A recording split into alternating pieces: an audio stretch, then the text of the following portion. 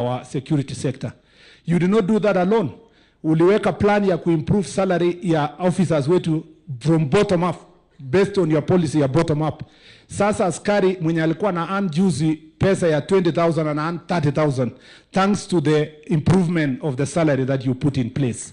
Your Excellency, when we came in juzi, ukaniambia nisunguke Kenya mzima kwa jukwaa la usalama kusikia what do Kenyans want. When I brought back the report to you, Your Excellency, you announced that for the first time in the history of Kenya, a subject that was being discussed day in, day out, ya kwamba tunataka kurecognize and support our village elders. Now, Your Excellency, you announced it that day, and you not just announce, ukaweka kwa budget juice 3.9 billion, ambayo we are finalizing the names ya our village elders, and from July 1st, village elders will improve security in the community. So what we are seeing as an improvement of security is deliberate. Ile Kerio Valley, Your Excellency, if you hadn't put in place those equipment and program, sasa askari wetu wamemaliza wale wakora walikuwa huko wanatusumbua. And bigger part of Kerio Valley now is safe. And I want to say, Your Excellency, there is a small corner remaining hapo Isiolo, Samburu, na Meru, pale corner. Through the same tactics that we used, we are going to make sure that that area is liberated so that Kenyans can feel safe. Like you said, mambo ni matatu. And I think people began to choose the number one. Na wakatoa bunduki zao, ndio Kenya isonge mbele. Yenye mebaki ni kidogo sana, Your Excellency. Ni kitu inaitwa goons. Na sio ati ilianza jana. Hao goons wamekuwa, kulikuwa na wengine watu Angola, Msumbiji, mwingine wanaitwa nini, wanaitwa all that kind of thing. The problem we have with goons is not the people.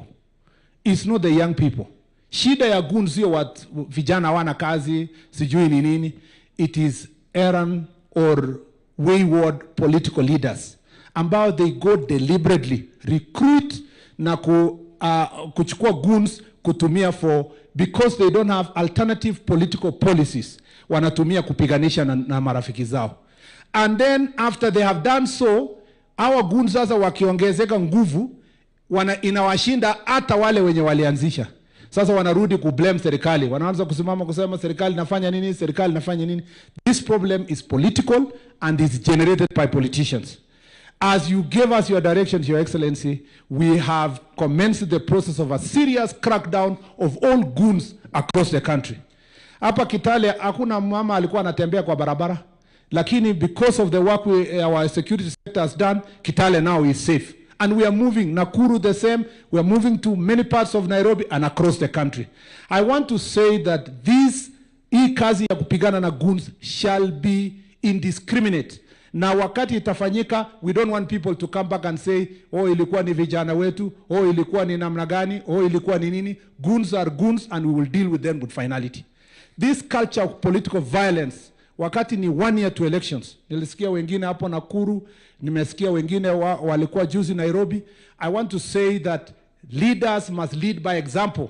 They don't cause problems and then come back and blame the executive or blame the government or blame the police. All of us collectively as leaders, we must choose peace and we must choose the right way of campaigning. And as I sit, Your Excellency, kuna watu wengine wanasema ati watakuja barabara kupiga kelele next week, hata kama finance bill ni nzuri. Yani they have looked for all reasons, wakaona hakuna, wakasema tutarudi tu kupiga kelele.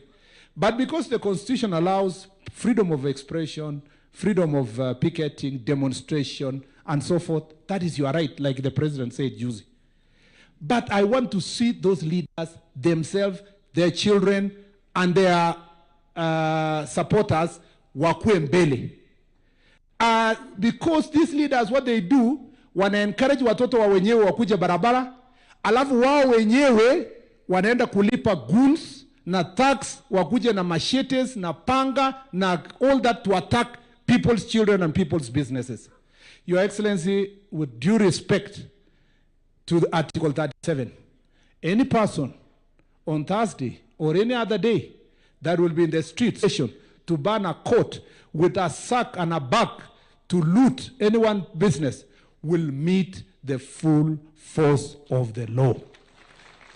We are a government that is responsible, the only first government where the president has apologized to the people of Kenya and provided compensation to support those that suffered during demonstration.